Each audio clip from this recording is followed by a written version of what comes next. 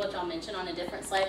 But most of these different types of bacterial infections can be transmitted from woman to woman via any of those methods that I just talked about: oral sex, rough sex, sharing toys. All of those things can contribute to the development of these infections.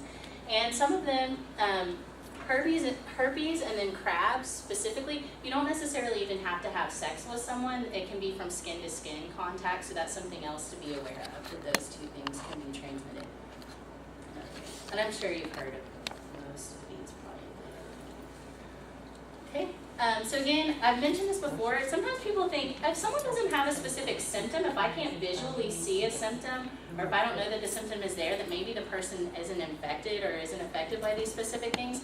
So because it goes unnoticed or you don't notice it, and people aren't getting tested, then it's an even higher risk. So as I said, women may perceive that, hey, I'm having sex with another woman. I'm not at a very high risk. So why even get tested? Why even, worry about this whole conversation?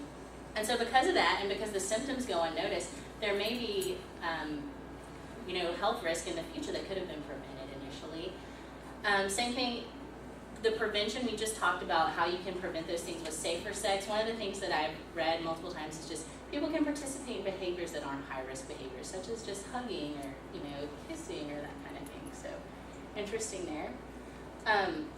I've already talked about treatment. I always think that one of the first ways to treat or to help treat is just that people can actually be aware of things.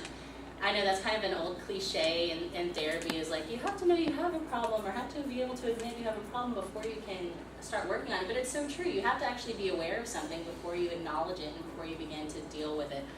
So again, that's one of my first lines of defense. Different things prescribed by doctors. A lot of the STIs that were mentioned can actually be cured, or the symptoms can go away based on different uses of antibiotics. Not all of them, but some of them. It's also interesting to think about HPV and how it can be spread from woman to woman, and how it is a significant risk, and how that can later lead to cervical cancer. So one way of testing and helping prevent there is looking at cervical smears. And there's a really great ad campaign. I should have included the picture, but I didn't. There's a great ad campaign talking about transgender men who actually should still get cervical smears if they have not had bottom surgery or transitioned fully. So very interesting, because that's still such a high risk for cervical cancer. And again, sad to say, women seeking women, or women who have sex with women, including lesbians and all the other labels there, less likely to actually get cervical smears, less likely to seek that care from the research that I've read. So interesting. I've talked already about some of the significance there, and the fact that all these things that I've just talked about, we can begin to start dialoguing about them, talking about them, becoming aware of them, coming up with ways to educate people, specifically clients that you're working with. It's nice to hear that you're having conversations like that with clients already, and that you can become more fluent in the language and learn how to speak about it to help reduce that risk. And as I said, just moving forward in the future, those things that I've talked about, the research, the theory, all of those things, how they're blending together and how they need to continuously develop and evolve over time to meet the needs of clients, and to hear what clients have to say, and to then use that to help develop strategies in the future. So that's one of the things. And as I said, I've mentioned a lot about lower perceived risk and trying to minimize risk, and all of these things that sometimes have kind of a negative connotation here. But as I said, I really want to focus on strengths as well, and the fact that these types of communities and these types of support systems can actually be really positive things, and that even when we see that there's no perceived risk, and we see it as kind of a negative thing, that there still are strengths that are able to be found within the community. So that's what I didn't want to leave it with. Oh, there are no strengths. It's just all negative stuff that we need to go to. So one thing I wanted to do is I just wanted to have kind of a discussion with you in here about what was said in the presentation and how to develop. And some of you may be experts in certain fields that I didn't touch on quite as much, but I really wanted to talk and just open the dialogue, kind of reactions to what was said, and also any input that you have about the specific topic, how it may relate specifically. So I've heard a couple of people mention clients that they were dealing with or that they were working with. And as I said, I'd just like to open that to everyone to just talk about what was being said. Something I thought about is I think it's changing. I mean, a lot of younger people identify as pansexual. They're much more fluid as far as, and so I'm wondering, I mean, I think this is great because people are, I think, more fluid in their identifications, and so I just wonder where that will lead. Right. how the research will continue to evolve and the way that we talk Yeah. about it. Well, and just, the ongoing battle of it all. I mean, even after, say, 20 years of hyper gay men, HIV prevention talk and all of that, and we all still confront people who will still say, oh, I'm not at risk, or he didn't look sick, or, all these perceptions that are just so badly ill-informed. And so it's just this constant, so what you're talking, I mean, in many respects, you're talking about kind of starting the curve, so to speak, not starting it, but I mean, we know that the more uninformed, or the more closeted, or the more secret the behavior or the ideas are, then the higher the risk is.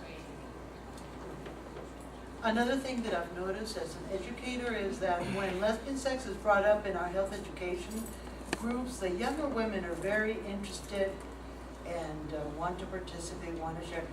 But when the older people, the folks that are running the place, hear about it, you can tell by the behavior of the body language that they're uncomfortable with the topic and are just waiting for you to just stop saying the L word. And it's just amazing. So there's this difference in generations, which is very refreshing to see young people just feel like, I'm this, I'm that, what's the big deal? Whereas institutions are still so hanging on to, and it's all about politics and everything else that's going on. But as you get older, you notice that difference and you wonder what the future holds then. I was wondering if, with your surveys, if you're asking about online sexual, I do, I have a question there. One of my colleagues actually works with, her research is about sex trafficking and human trafficking, so we kind of go back and, there are 3 people that they're colleagues that we're all working on sex research, so we all get lumped together. So one of them is the sex trafficking research. So yeah, she actually looked at my survey and was like, hey, you need to include this one. Yeah. So how are you doing the research? Is it literally trying to connect with people who are advertising? Yeah, I have a survey that I'm actually using online to connect with people in Craigslist, like posting an ad on Craigslist and then also responding to some ads on Craigslist with survey links. And I have an incentive that I'm offering, an iPad, so you don't have to disclose any personal information, you don't have to include an email, it can be completely anonymous, but if you want to be entered in the chance to win the incentive, you can include your email address. I'm not really taking personal identifiers from anybody. And then as far as the people who meet in the traditional context, so people who are not meeting on Craigslist, I'm going to a lot of different local events and health fairs and things of that nature. With a business card that has one of the QR codes on it that links to the survey, so people can just scan it with a smartphone and go online and do it. And so there's a question, one of my questions actually talks about if you are a Craigslist user or not. So if you're not, you just click that you're not, and that's how it differentiates the 2 separate groups that I'm looking at. And did you research specifically for people who use online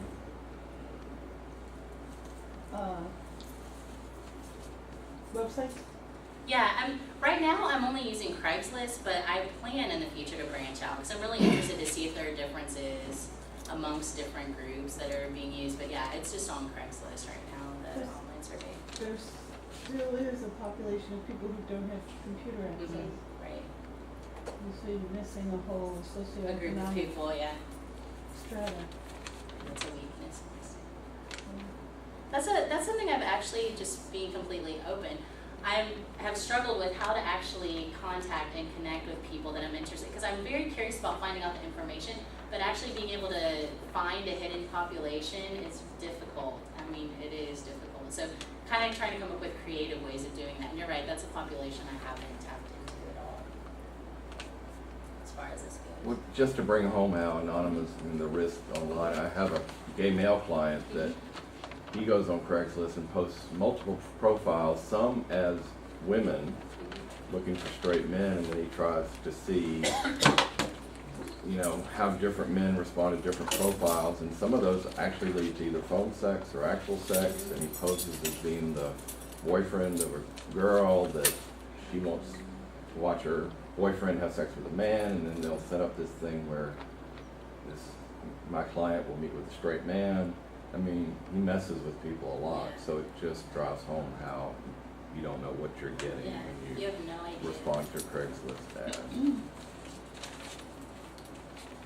for me, the thing, I think your dissertation, you're like, well, women aren't like that. I mean, for me, that's one of the things that I think is most important about doing, there's not a lot of research around women and health in general, and even less around women and sex. Because, I mean, yeah, and it's never been presented here, has it? That was, everybody was very excited about lesbian sexuality. Turn the video. Yeah, as I said, I think it's a dialogue that needs to continue to happen, like with professionals in a lot of different settings, like people who work directly with clients and who are clinicians, people who are educating people.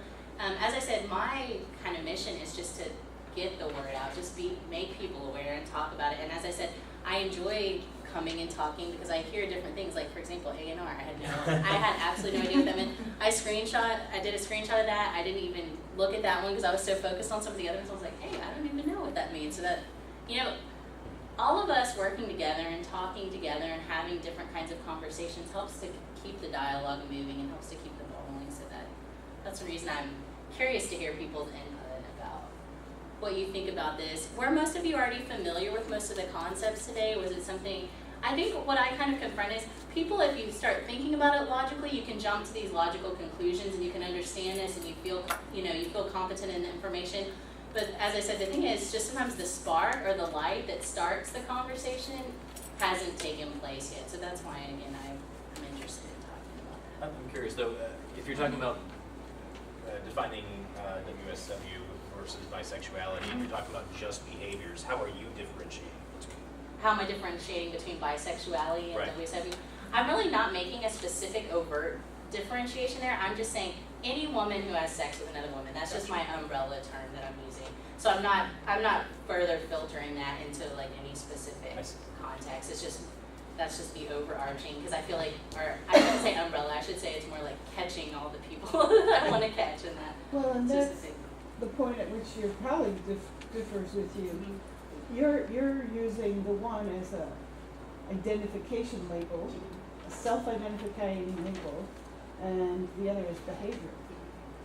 Your WSW is behavior, and the other is a self-identification label. It strikes me as more of a public health perspective in a way, because you're looking at behaviors and the risks associated with behaviors. Well, like for MSMs, I mean, people, like the heterosexuals that are having sex with men are not going to respond to gay literature Exactly. or even the term bisexual probably, but MSM, They can still mean their identity as a heterosexual Right. man, but just have this other behavior Right. on the side. And I'm just curious, have any other people who are clinicians in here, have you had experiences talking with female clients about having sex with other women and in the sense of safe sex or safer sex that would care to share? Because two ladies in the back shared already today. Anyone else have that kind of experience? I talked about just kind of general safe sex, but most of the clinical work is more about the relationship and how sex factors into the relationship, but not necessarily. But usually that's a monogamous couple. I have a woman I've been working with, and she's married. She did identify before as a lesbian, so now she's been having sex with women again. Still identifies as straight because she's married, so she's HIV positive. So is her husband, and so she was so shocked that I wanted to talk about the safety of the other women and if they know. Because she's like, well, that's why it's better for me to have sex with other women because I can't, give them my HIV or. So it's a very difficult conversation, and I also want to ask, because I think numbers are powerful, and I guess there's not any research right now to show, as far as women who have sex with women, the percentage or any numbers as far as STIs. I know there's not anything with HIV, but is there anything? There's really not. I mean, mostly when you look at health research, including information from the U.S. Department of Health and Human Services or the Center for Disease Control and Prevention, which are the national sources that you would go to, they don't have information about that. It says there's an increased risk or there's a potential risk, but there's not a lot of information out there about women having sex with women and specific prevalence rates or percentage numbers. out there. So as I said, that one article was talking about people who use Craigslist and how there's a 14% increase or something in STI contraction, but that wasn't specifically for just women having sex with other women. So Because I hadn't looked yet, because she said, show me. Basically, I don't believe you, show me. Because I'm saying, well, there is a risk, and so that's a challenge, because we're not equipped with that yet. Right. So. 15 to 20 years ago, there was a little more out there about women's health. I mean, when HIV was getting so much attention, the women got some attention too around sexually transmitted diseases and sexuality and, risks. Well, I don't see it that way. I think CDC totally ignored the lesbian I'm not community. saying the CDC was Did doing no it. studies on it, and then maybe the women's just encouraged there to be more coverage, and so they did that because the women were asking, but then eventually they dropped the ball again. Yeah. That's how I see it. I'm just rather than- asking myself, where did I learn so much of this? And it was 15 to 20 years ago at workshops, and one workshop handed me a book of different research. Like, doubt I have that now. That there were a number of workshops, and it was there. It was in my face. 15 to 20 years ago. yeah, I think it's interesting as well. I think someone mentioned already just kind of that shift in thinking about HIV and how people sometimes think that they're not at risk, or we know all this information but we don't actually translate it into our behaviors. And I was going to say, I've noticed personally, just personal disclosure, I've seen a great shift in the way that people think about HIV and talk about it. One of my cousins, I remember when he was diagnosed with HIV, and this was in the late 80s, okay? And there was just this alarmist feeling, not just in our family, but just kind of culturally. I remember this feeling of just panic and alarm, and it was just very high emotion and energy, and it was something that was seen as just very scary and debilitating and just so horrible, I remember. And then now, transitioning years into the future, I think part of the problem is it's almost like a pendulum swing, as far as I've seen in young people that I've spoken with and that I've dealt with. It's almost like a swing back to the other side where people say, yeah, it's scary, yeah, it could happen, but there are all kinds of drugs. People are living for this many years of it, and so it's not that serious anymore. So it kind of takes the seriousness out of some of this diagnosis, or out of preventing risk, or trying to keep from having this type of risk. So it's interesting just looking culturally and societally how those shifts in thinking and in culture can really impact the individual lives and behaviors that we're working with, and how they can have, lifelong impact there. So it's very interesting to me. And I was kind of echoing what you were saying. Young people that I've worked with, it's kind of like, yeah, he looked clean, or it wasn't a big deal, or I'm not doing anything that's that risky, or I only had sex with one person, or something. And it's like, okay, but still, there's a risk there. There's still a risk. Different topic of what you're talking about.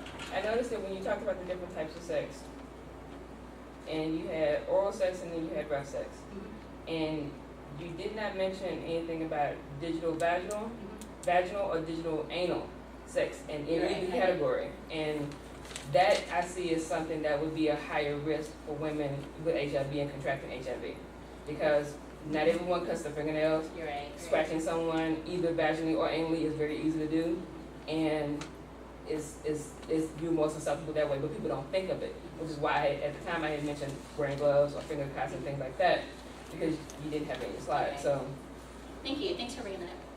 You're right. I didn't. She's absolutely right. I didn't have that listed on my slides. That's absolutely right. The people who are participating in digital penetration.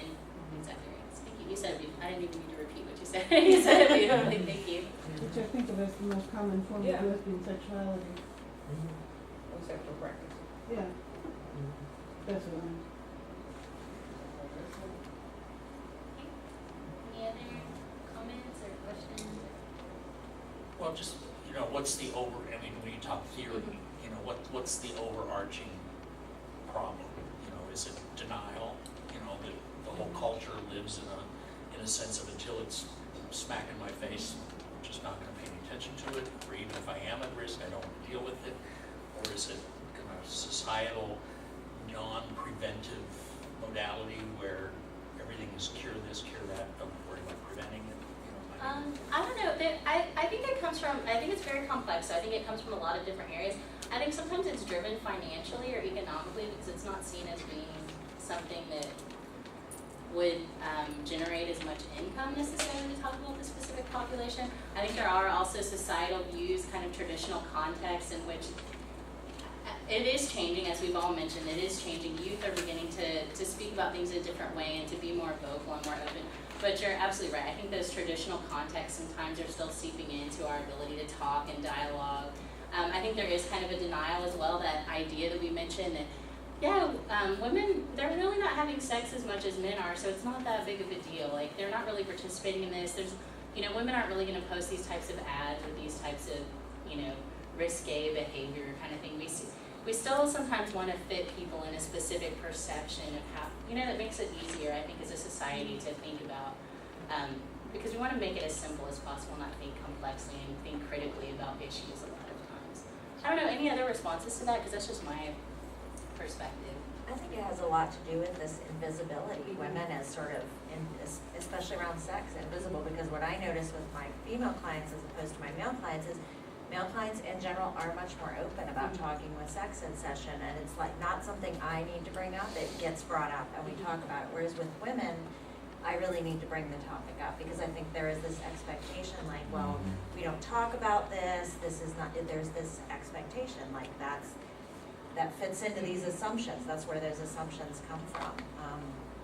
And I think that has a lot to do with it. I mean, and I think that's, in some ways, social networks are perfect because it's a place where you can go act those things out without having to be open about it, but that's problematic. Right. So.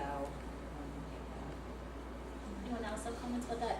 He was asking why we think these issues are, why this population is invisible. Is it because of denial? Is it because of society's expectations? Any other? Well, I think it can be just hard to talk about sex in general, so I think there's a certain level of relief that if they don't bring it up, I don't have, I don't know, I just have a sense that. Right, it can be a very private, obviously private thing that Right. people aren't necessarily wanting to, Well, and as I heard, Bob, I think all of the above probably, plus the financial.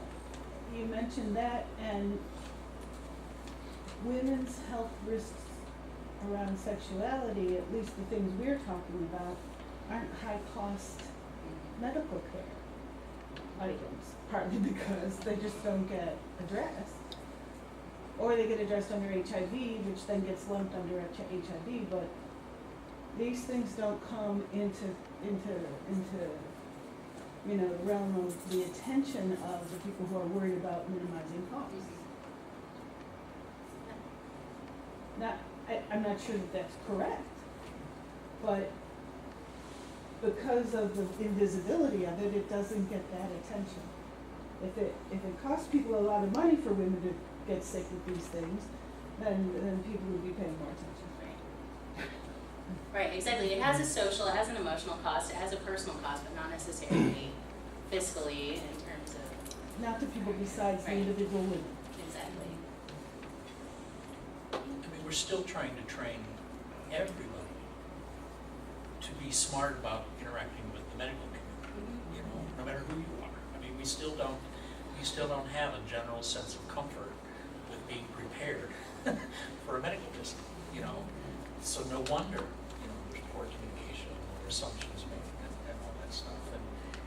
And after years of focus on HIV, then you have to say, well, HIV's not the only thing you're at risk for, or the heterosexual that's only focused on pregnancy. Well, pregnancy's not the only problem out there, kind of thing. So it's just this constant, in every facet of the community, there's that same basic problem.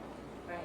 Trying to moderate and balance with the new hot button issue that comes out while still not foregoing or, shirking all other, as I said, people are complex, things are complex, so sometimes it's hard to think critically and to incorporate all those different aspects. Well, I have a question, and I don't want to appear ignorant, but I'm trying to figure out, is it a difference in behavior now or perception? The difference between MSMs and WSWs? Because it seems like in the 80s and 90s, so I don't know if there's a difference now with the online generation, but in the 80s or 90s, at least the myth was that men had a lot of anonymous sex, and it was the men who were, you know, out in the bushes, out in the woods, they were going to the houses, and having a lot of non-sex, and women weren't, and they were into relationship. In that, so all the, They were all home baking cookies or something. and so all the, so the prevention focus was all that. Yeah. So, Plenty about the bushes. well, or that seemed to have been, at least to me, completely hidden. Yeah. Or, you know, and that's, but that was also said to me by other women, you know, we don't do those kind of things, you know, it's just you guys out there doing those kind of things. And nowadays, when you, like with the screenshot, that seems to be a lot more parallel to the traditionally MSM behavior.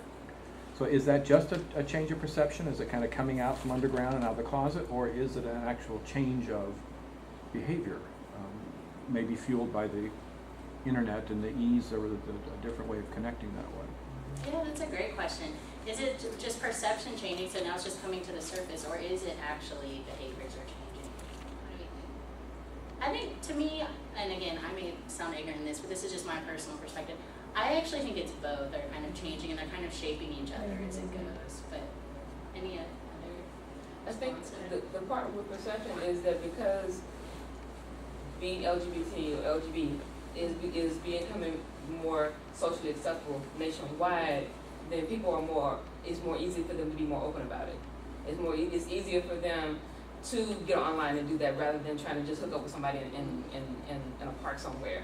So that part of perception has fueled, you're right, has fueled behavior changing, but I think the behavior has always been there. It's just been underground, and they haven't necessarily always been connected to the greater LGBT community because they may also identify as being someone who's heterosexual who just wants to have sex with a woman. Right. I think too maybe some of the fear of consequences kind of has come out a bit more.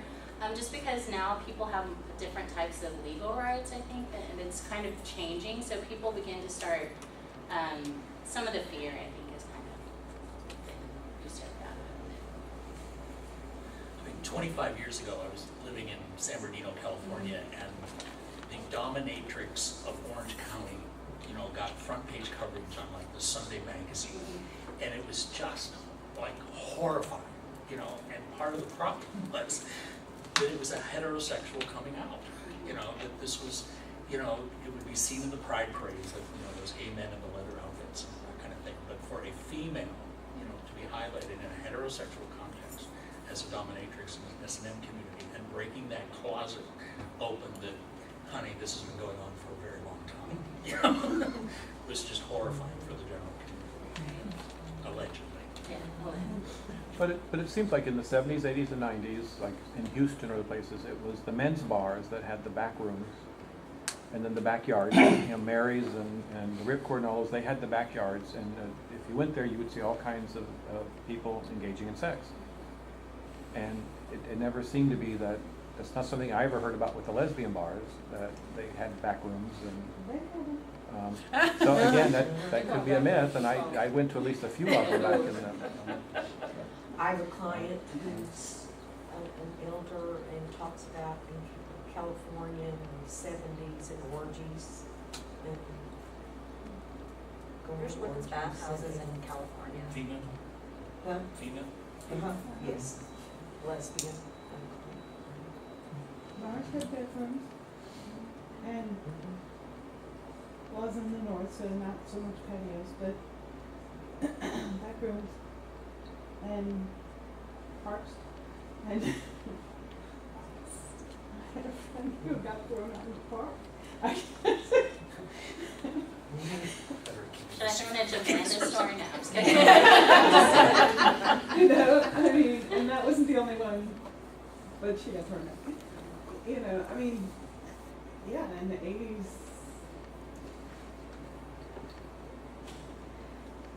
you know, maybe women, because of women's sexual socialization in general, were more inhibited. But I think lesbians were a little less so, on the level of when you break out of one box, break You're out. a little free, you break out, you know, and, there was more going on. I'm gonna go out on a limb. It's a limb. I'm gonna go out on it. That the reason why this information is not as well known or as distributed and everything is because we live in a misogynistic culture. It's all about men. If it's not all about straight men, it's all about gay men. And then that's where everything is fueled. So no, you're not gonna hear about what's going on with women. You're not gonna hear about whether or not they have a patio at the end of their club and all this other stuff. You're not gonna hear it because men in general have not cared about it. It's male culture, male predominated culture. That's where it is. That's my name. So why for us? But for the very same reason, is it because it was just no big deal? Or was it because it was hidden? I mean, because of that same society, men having sex with men is a much more horrible thing than women with women. So is it because they're just forever, it's just no big deal for women, you know? The society has no problem with Madonna kissing so-and-so on stage, I but think it goes back to what she said about the lack of seriousness. It's not seen as something that is serious. It's not seen as something that is seen as something that's trivial, something that's temporary, something on the that side. you Something yes. that's done for the male gaze. Something done for the male gaze or something done in absence of men being available. Yeah, you think about historical figures and celebrities like from, 40s, 50s, I mean, way back. We giggle about it now, like, oh, they were married, but, they have this lover, this girlfriend forever. But it isn't. People aren't even offended. They think it's funny. They don't take it seriously. They could have been in love, but that's not what they think of. They think of sex. I think women are allowed to also express themselves with other women physically in ways that men are not allowed to in our society. Like you can't see two straight men walking down the street holding hands without someone saying, oh, there must be gay, that kind of thing. But two women can do that and it's perfectly fine. And then the other thing I just said to Peggy was that men's sexuality is sort of on the outside of their body. Like literally. Whereas with women, it's on the inside. And so it's more overt. And so maybe that translates unconsciously as men's sexuality is more open in society, whereas women's is more hidden and. Well, and then I also think that sometimes I think trends also follow kind of like money and economics. I was thinking of like Viagra for men, like so much money, billions of dollars, in this, $35 pill. yeah, this like this, it was, huge, and I think, there's nobody talks about women and, aging and different things, but it follows kind of money and men and. There's a really good movie, if anybody gets Netflix, called Orgasm, Inc. And it's all about Viagra and them trying to market it to women for women's sexual dysfunction. And it's really interesting because it talks about the finances and it's very good. I feel like we've all seen a Viagra commercial, but I've never even heard of that movie, so. Bob, I've had several gay male clients. I know you have several. Go ahead. Well, no, I mean, I guess, I hear this about, the invisibility and the culture, but I guess I'm glad today we're talking about lesbians, because we don't talk about lesbians very much in our presentation. But I still feel like, why as an agency, we buy into the invisibility? Because I'm hearing there's a lot of knowledge in this group that I heard bits and pieces about today that we need to know about, but somehow for 20 years I've been here and nobody wants to share that knowledge. And are we that misogynistic an agency that it's not going to happen? But why aren't we talking about it? I can see it. What? I assumed people knew. Why do you make that assumption? Because I knew it. Well, And not to put you on the spot, but when you were sharing those secrets, you sounded a little embarrassed or ashamed that women actually do these things. Oh, I'm afraid you're going to think it's me. so what? I What would be shameful about that? I heard her Isn't it? just sharing her history. A Jediah. And it's true that we live in a very male-dominated, but it's very interesting that you bring that up, is that feeling that Montrose Center is not a male-dominated. Why is it that? So it's all very interesting. And I've been bringing it up for 20 years. You have. Well, we're He's gonna have a a pioneer. presentation about That's all. lesbian sexuality ever, and we still haven't had a real comprehensive presentation, and I'm just curious, and actually I feel like, And when you walked in, I Anger. had told my friend that you are our honorary lesbian anonymous. well, I almost feel anger that it's like somehow it's being withheld from me. I Kevin, mean, I'm going to speak to the same thing, Diane. I do have a lot of knowledge. As a matter of fact, before I was hired here, I used to work for Ace Financial Houston, and I was an outreach worker, and I used to go out and do these presentations. You can present information like this to a group of people who are strangers and you'll never see them again. It's completely different from doing that with your coworkers that you see every day, because it does become this whole thing of, well, I wonder, is she talking about herself? Is this personal history? How does she know this information? And that's just projection. It is projection. But it's still the barrier that So would why are the women prevent. afraid of that? No, we want. but I mean, it is hard. I mean, I gave 2 Women presentations. are socialized to not be sexual Or to And not speak talk about it. and not talk about it. And that's why women are afraid to talk about it in general. Well, bring somebody in that Okay. doesn't know us. I mean, someone. Or let's talk about literature for a minute. Our Bodies Ourselves and the Lesbian Sex book, which is not in print anymore, and there's another one that's in print that's called that, but it's not the same. There's also the one that was put out on our back. Off our Off our backs, yeah. So, And then there's a lesbian connection. I mean, Lesbian I sex. think it's true that society is male-dominated, and so we have these women in the 80s that were really called separatists, but we were called separatists because we needed to be who we were, and we didn't feel comfortable being second class within the general population. But we were doing a lot of nasty and a lot of sex and a lot of things, and we're probably not that open about it, and we're more private, you know. But there was a lot of activity within the lesbian. There was this word incest going on because everybody was having sex with everybody else. So we are a sexual being, but nobody was asking us if we were or not. Well, we know we were, and it was sort of was a kept secret. Well, even the fear In our that, history. if I talk about it, people will think I did it. And then the assumption that, and if I did it, there was something wrong or to be shameful or hidden about that. I mean, that's kind of layer upon layer of shame. I want to support Kevin. I mean, he took the risk of presenting male sexuality and specific parts of male sexuality out to us.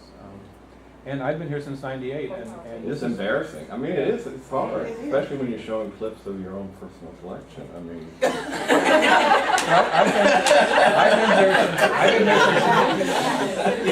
I've been here since 1998, and this is the first discussion in our public area where anybody's ever said, yeah, women have done that. In fact, I heard the opposite. No, we don't do that. That's just you guys out there, and you know. Well, a lot of it had to do with HIV because, women are not as affected as men, and so males, gay males, because of the HIV that were but more again, focused on male in general. Well, I mean, there's the legal So aspect. now that something is finally happening, what's next? Yeah, I've had clients that. I've had clients. Well, the next step is going to have to be that sex talk, or to take the next part too. But I mean, I've had clients who come in, and it's not about HIV. It's about, I keep getting arrested out at the Jewish cemetery, and I need to figure out how to stop. And I've never had a woman come in and say, I just have to figure out how to stop having sex in public because it's causing problems.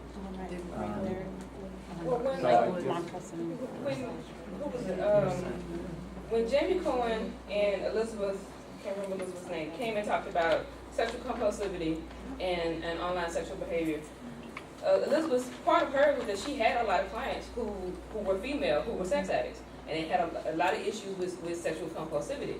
You don't hear about it. You don't. Everything is usually always from the male perspective, and the female perspective is there's not that much information out there, and women are a lot more reticent to talk about it. I mean, the problematic thing with any type of research on lesbians has been that's it. women are very reticent to talk about anything that's going on, either with relationships, whether it's about sex, whether it's about coming out, any of those things. Well, even our presentation on sexual addiction probably facilitated the myth of that men are sex addicts and women are relationship addicts. I think we heard probably that dichotomy more. But we have sex addicts in our caseloads, don't we? But I think there is a lot of shame. I mean, I had a client a lesbian client, who talked about having a very high sex drive and feeling very much alone because she felt like, that's like the myth of the, that wasn't right. She was like, I feel more like a guy. And I was like, why, it's like hard to not think in those two terms. And I think there is a lot of shame too, because even growing up, if you're a heterosexist society, it's like it's valued that men have lots of sex, and women who have lots of sex are seen as somehow deviant, which carries over however you identify later in life. Well, even a presentation on what it's like to grow up lesbian. I can do that.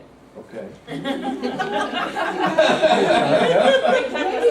But leave the sex out of it. Maybe we could have a little panel with a few of us, and Spread the shame.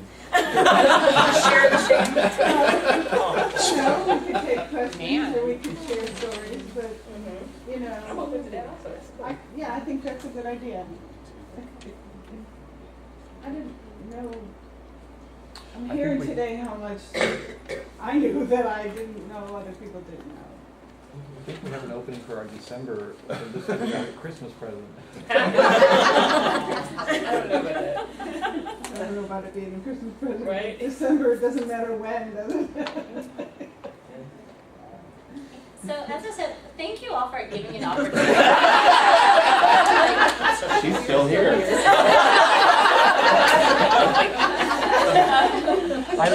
I left the camera on you. So we've got your reaction to all of that, yeah.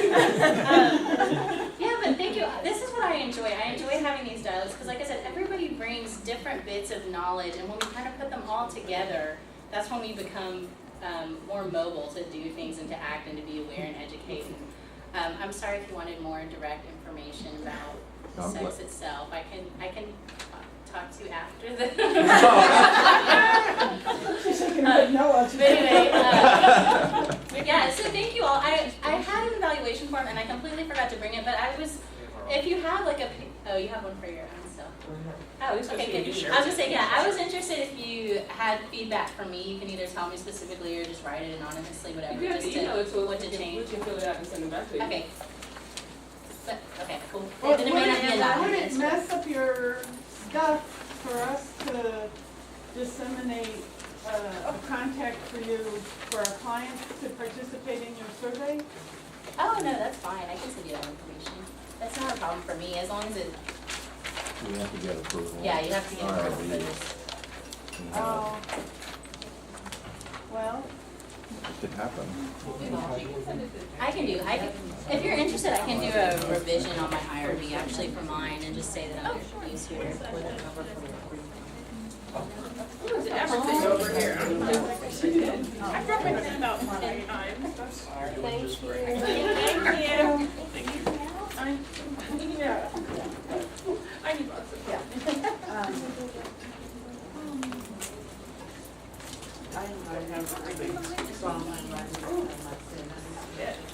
Hi, welcome.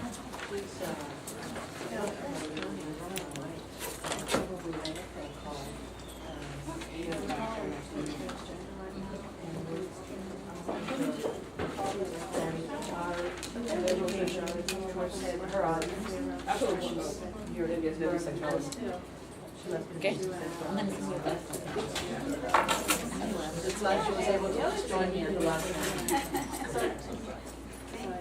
Okay, I have some peanuts. Yeah, I got more stuff on my head. Well, then you get other people meetings. Okay. I have a telephone call. Do I need to take for this? No, not Okay. 1 o'clock. When is it? Yeah.